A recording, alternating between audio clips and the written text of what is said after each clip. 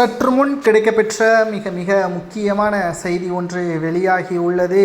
அதிமுகவின் மிக முக்கியமான கூட்டணி கட்சி பன்னீர்செல்வத்திற்கு ஆதரவுகளை தெரிவித்துள்ளது. எடப்பாடி பழனிசாமி அவர்கள் அதிர்ச்சி அடைந்துள்ளார். எடப்பாடி பழனிசாமியிடம் நேரடியாகவே பாஜக ஒரு அறிக்கை ஒன்றை தெரிவித்துள்ளது.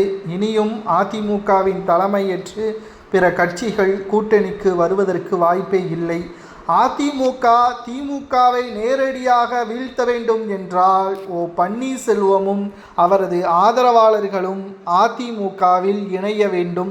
பாஜக மேலிடம் கூறுவது சரியா என்பதை முதலில் அதிமுகவின் தொண்டர்கள் கமெண்ட் வாயிலாக கூற வேண்டும். ஏனென்றால் 2021 சட்டசபை தேர்தலில் திமுக வெற்றியடைந்த சதவீத வாக்கு எண்ணிக்கை என்பது வெறும் 3.5% தான்.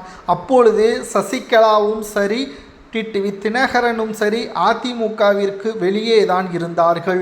ஆனால் இப்பொழுது அவர்களது ஆதரவுகள் இருக்குமேயானால் தமிழகத்தில் நடந்து முடிந்த மக்களவை தேர்தலில் பாஜக பல்வேறு தொகுதிகளில் 2வது இடம் பெற்றிருக்கக்கூடிய காரணத்தினாலும் திமுக இந்த முறை 13 கட்சிகளுடன் கூட்டணி வைத்தாலும் தோல்வியே தான் தழுவும். ஏன் எதிர்க்கட்சி அந்தஸ்தை கூட திமுக இழக்க நேரிடும். அதற்கு ஒன்று செய்தால் மட்டும் எடப்பாடி போதும். அதிமுகவில் இருந்து நீக்கப்பட்டவர்களை மீண்டும் அதிமுகவில் இணைக்க வேண்டும்.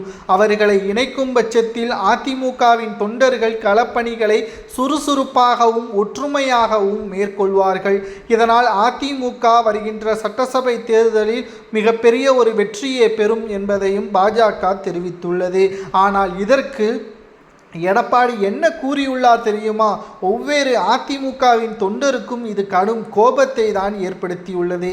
அதிமுக எதிர்க்கட்சியாக கூட வரட்டும், ஆனால் ஓபிஎஸ்ஸையும் சசிகலாவையும் செங்கோட்டையனையும் அதிமுகவில் மீண்டும் இணைக்க முடியாது என்பதை தெளிவாக எடப்பாடி பாஜகவின் மேலிடத்திற்கு தெரியப்படுத்தியுள்ளார். எந்த ஒரு பொதுச் செயலாளராவது இப்படி கூறுவாரா என்பதுதான் அதிமுகவின் தொண்டர்களுக்கு கடும் கோபத்தையும் அதிர்ச்சியையும் ஏற்படுத்தியுள்ளது. பொறுமையாக இருந்து பார்க்கலாம் அதிமுகவின் நிலைமை என்ன. அதிமுக வெற்றியடைவதற்கான யுக்தியை எடப்பாடி ஓபிஎஸ் அவர்களை இணைத்தால் மட்டும்தான் கிடைக்கும்.